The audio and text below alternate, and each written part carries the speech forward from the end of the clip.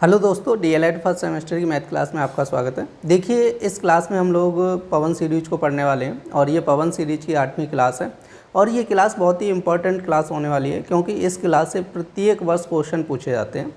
तो ज़्यादा टाइम ना वेस्ट करते हुए देखते हैं आज की क्लास का जो फर्स्ट क्वेश्चन दिया गया वो क्या दिया गया। तो देखिए, जो फर्स्ट क्वेश्चन कह रहा है कि सीधी रेखा किसे कहते हैं। ठीक है, तो हमसे सीधी रेखा की डेफिनेशन पूछी गई है कि सीधी रेखा किसे कहते हैं। तो यहाँ पे लिखना है दो बिंदुओं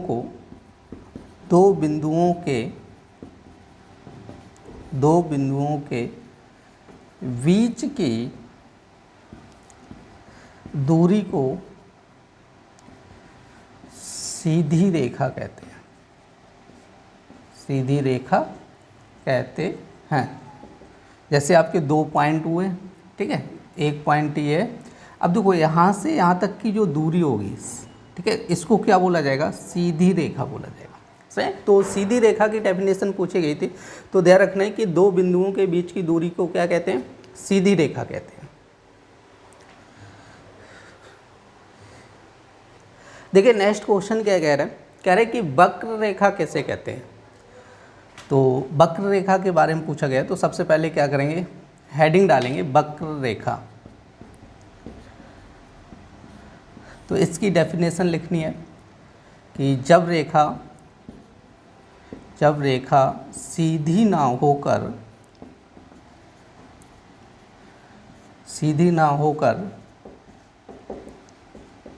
टेढ़ी मेढ़ी हो, सीधी ना होकर टेढ़ी मेढ़ी हो, तो उसे वक्र रेखा कहते हैं।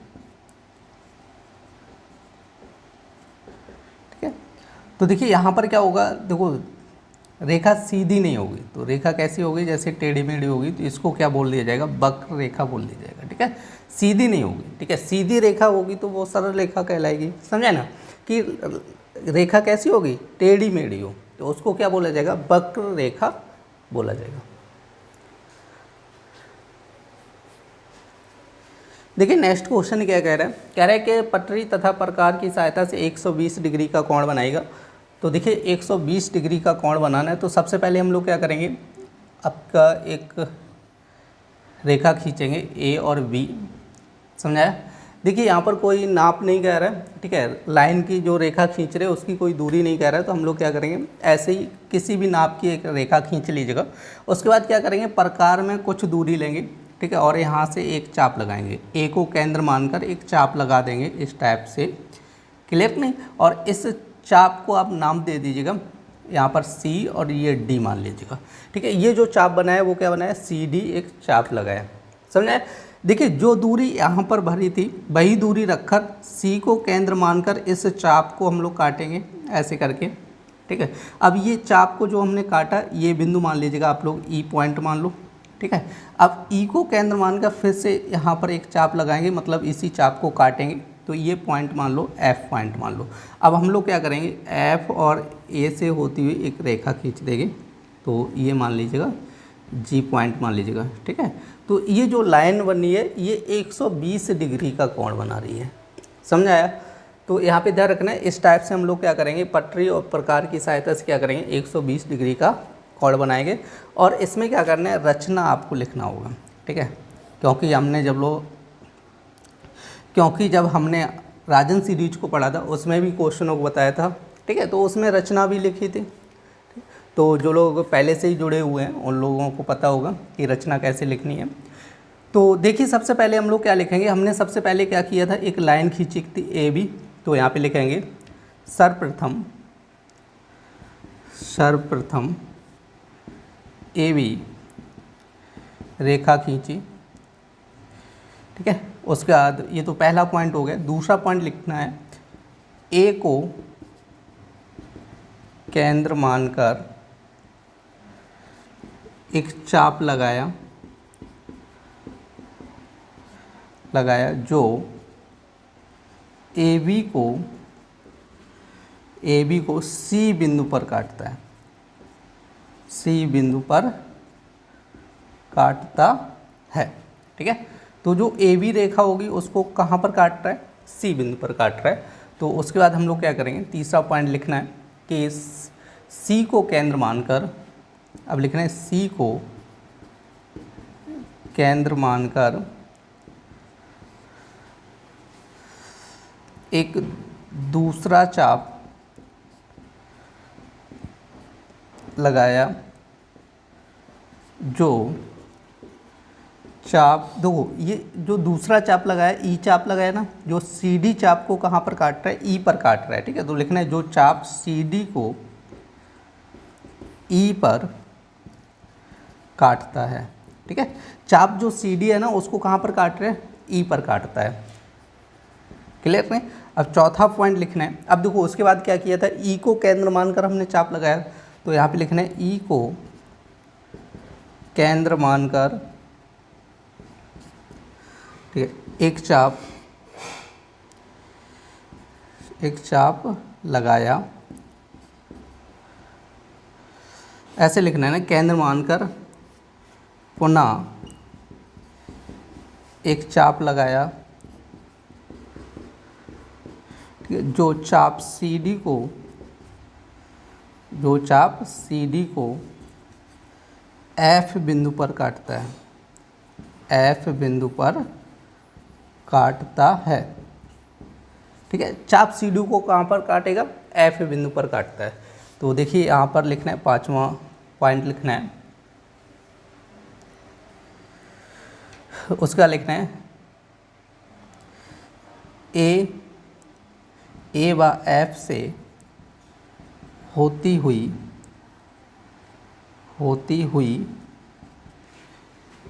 ए जी रेखा खींची जो ए वी के साथ 120 डिग्री का कोण बनाती है। तो ये थी आपकी रचना। ठीक है, इसमें जो एंगल बनाया था, जैसे जैसे बनाया वैसे ही हमने क्या किया, यहाँ पर पॉइंट डाल के, नंबर डाल के इनको लिख दिया।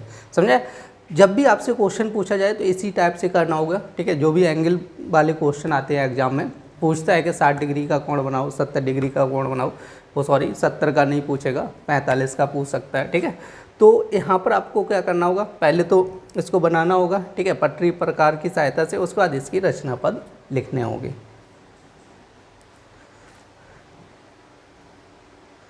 देखिए नेक्स्ट क्वेश्चन क्या कह रहा है, कह रहा है कि पटरी तथा प्रकार की सहायता से कह रहे हैं 90 डिग्री का कोण बनाइए। तो सबसे पहले हम लोग क्या करेंगे, तो ए बी एक रेखा खींचेंगे, जैसे अभी पीछे क्वेश्चन किया था, सेम टू सेम वही करना है, ए बी लाइन खींचना है। अब उसके बाद क्या करना है, ए को केंद्र मानकर एक चाप लगाना है।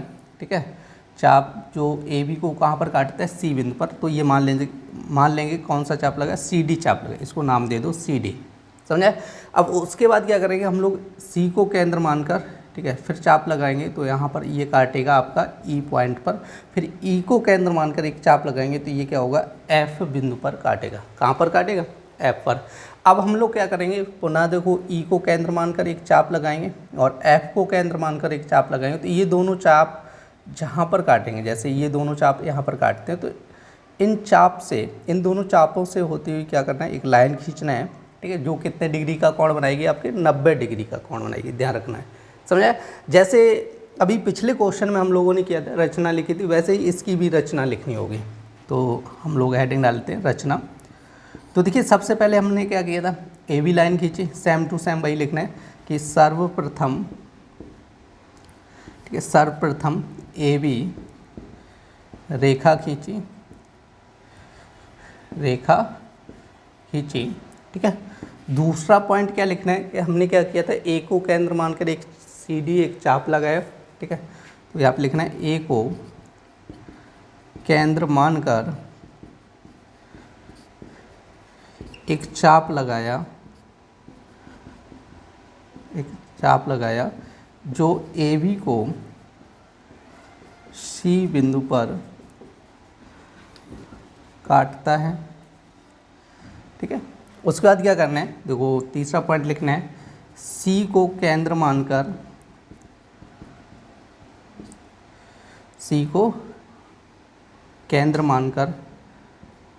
एक दूसरा चाप लगाया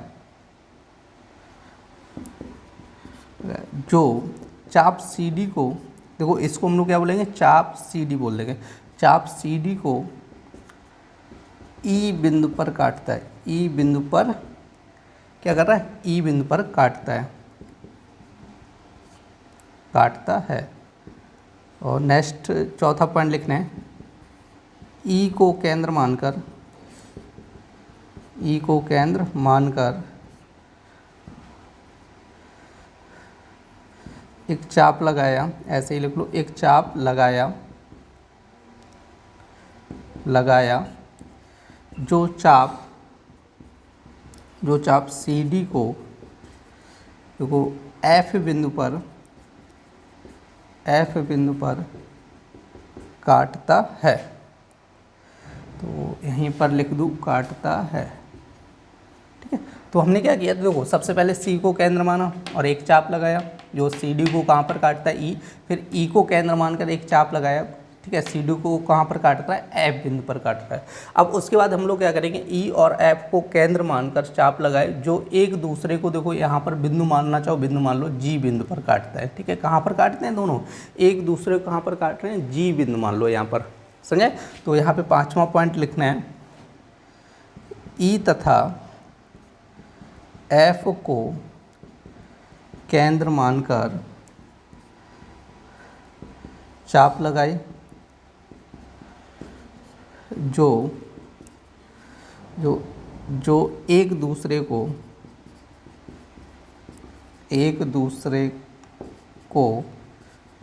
G बिंदु पर, ठीक है, G बिंदु पर काटते हैं,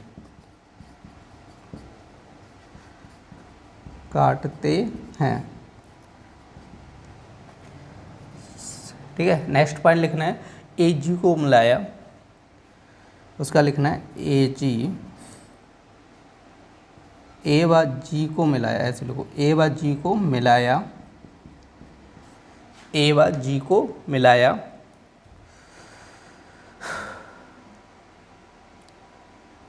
जो AB के साथ 90 डिग्री का कोण बनाती है, जो AB के साथ कितने डिग्री का कोण बना रही है, 90 डिग्री का कोण बनाती है, ठीक है। तो ये इसकी रचना हो गई।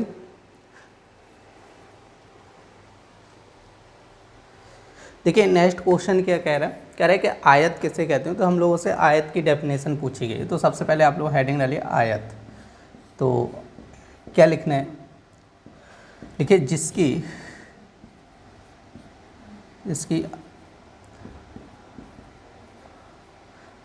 आमने सामने की भुजाएं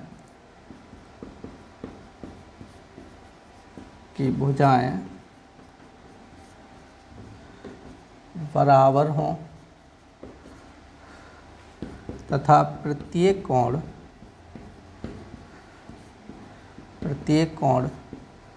90 डिग्री का हो तो उसे आयत कहते हैं,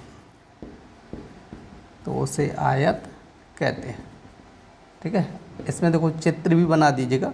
क्या बताया कि जिसकी आमने सामने की भुजाएं क्या होती हैं, बराबर होती हैं, ठीक है। तो उसे हम लोग क्या कहते हैं, आयत। जैसे यहाँ पर ABCD, सही है। तो इसमें आमने सामने का मतलब ये हो गया, AB बराबर आपका CD हो जाएगा। AB किसके बराबर होगा, CD के बराबर हो जाएगा, ठीक है। तो ये आमने सामने की भुजाएं होगी। और AD किसके बराबर होगा, BC के बराबर होगा।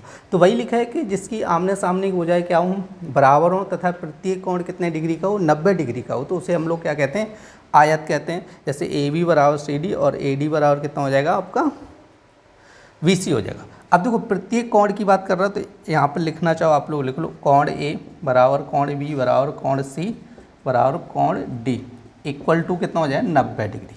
समझ में आया। तो ये पॉइंट और लिख दीजिएगा आप लोग, कोई दिक्कत नहीं है।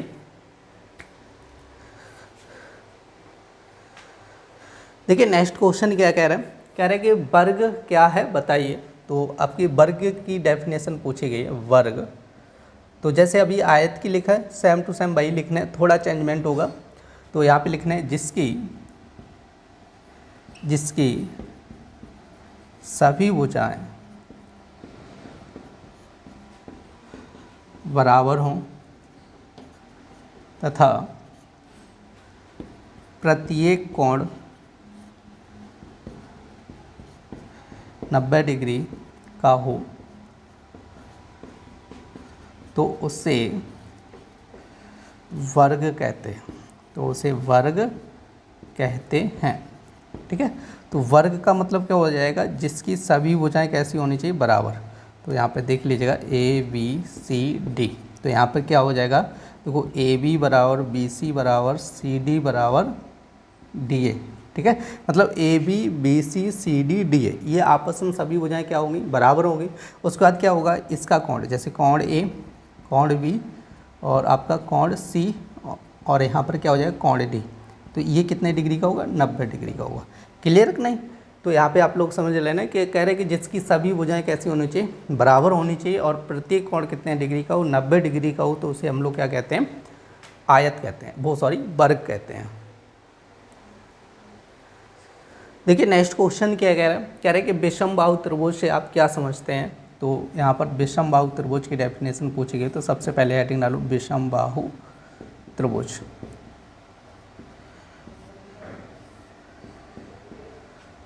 लिखना है कि जिस त्रिभुज की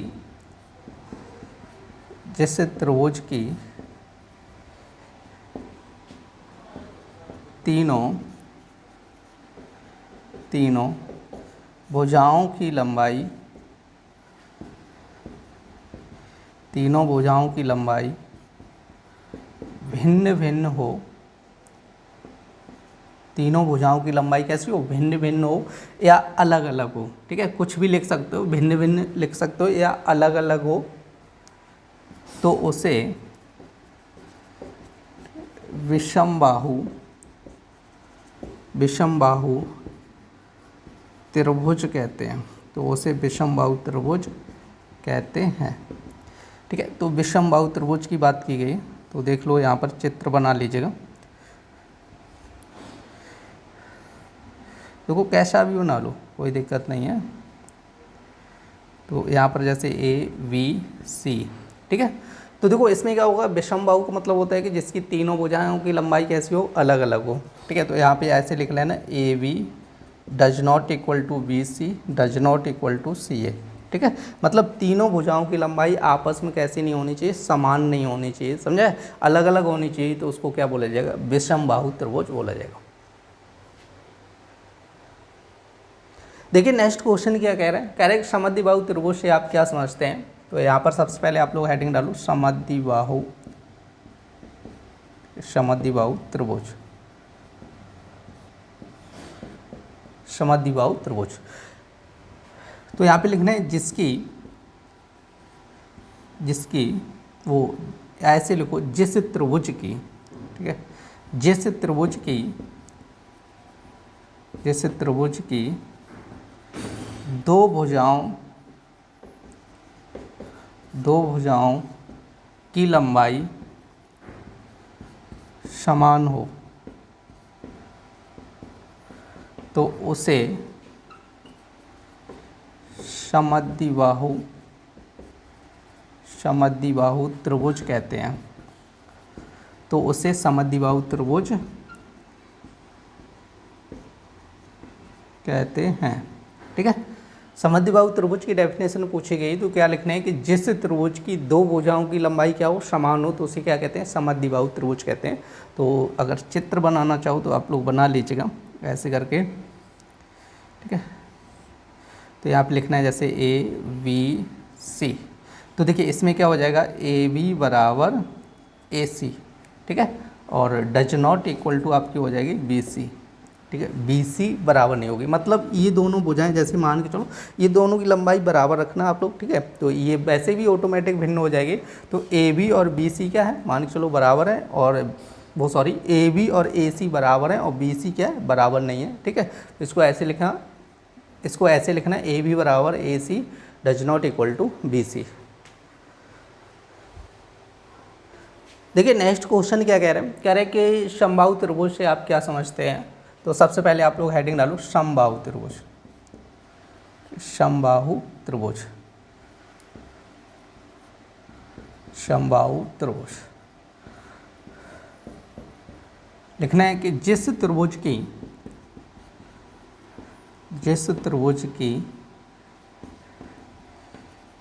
सभी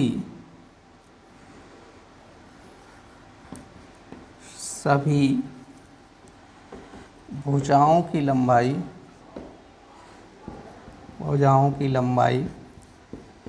समान हो तो उसे समबाहु त्रिभुज कहते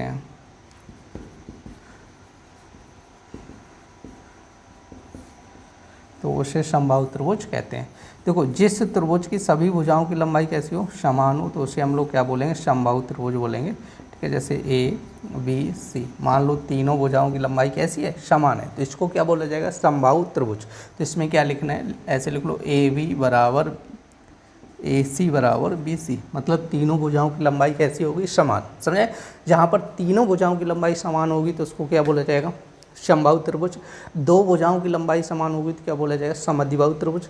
अगर देखो तीनों भुजाएं भिन्न भिन्न होंगी तो उसे क्या बोलेंगे, विषमबाहु त्रिभुज। देखिए नेक्स्ट क्वेश्चन क्या कह रहा है, कह रहा है कि त्रिज्यखंड से क्या अर्थ है, वो त्रिज्यखंड का क्या अर्थ है, तो यहाँ पर हेडिंग डालो त्रिज्यखंड। तो इसमें लिखना है, वृत्त की दो त्रिज्याओं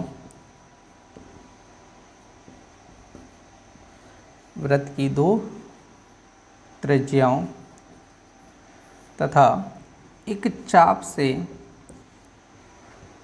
से बनी आकृति त्रिज्यखंड कहलाती है।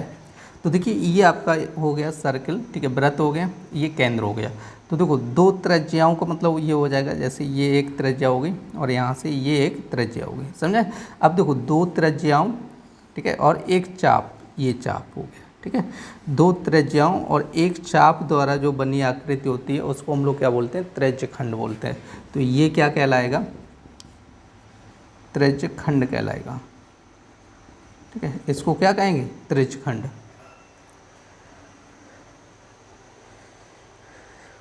देखिए नेक्स्ट क्वेश्चन क्या कह रहा है, कह रहा है कि छेदक रेखा का क्या अर्थ है। तो छेदक रेखा का अर्थ पूछा गया है, तो यहाँ पे लिखना है, वह रेखा जो वृत्त को दो बिंदुओं पर काटे छेदक रेखा कहलाती है। ठीक है, तो वह रेखा जो वृत्त को दो बिंदुओं पर काटे क्या कहलाती है, छेदक रेखा कहलाती है। तो एक आप सर्किल बना लीजिए, वृत्त बना लीजिएगा और यहाँ से कोई एक रेखा खींच दीजिएगा ऐसे करके। तो ये रेखा मान लो ये O पॉइंट है और ये मान लो A पॉइंट और ये मान लो B पॉइंट, ठीक है। तो ये रेखा वृत्त को दो बिंदु पर काट रही है, ठीक है, A और B। तो इसको क्या बोला जाएगा, छेदक रेखा बोला जाएगा। तो देखिए ये पवन सीरीज की 8वीं क्लास थी। उम्मीद करते हैं आप लोगों को पसंद आई होगी। यदि पसंद आई हो तो कृपया लाइक करें और ज़्यादा से ज़्यादा शेयर करें, जिससे कि ज़्यादा से ज़्यादा लोग जुड़ सकें। फिर मिलते हैं ऐसी नेक्स्ट क्लास में, तब तक के लिए धन्यवाद।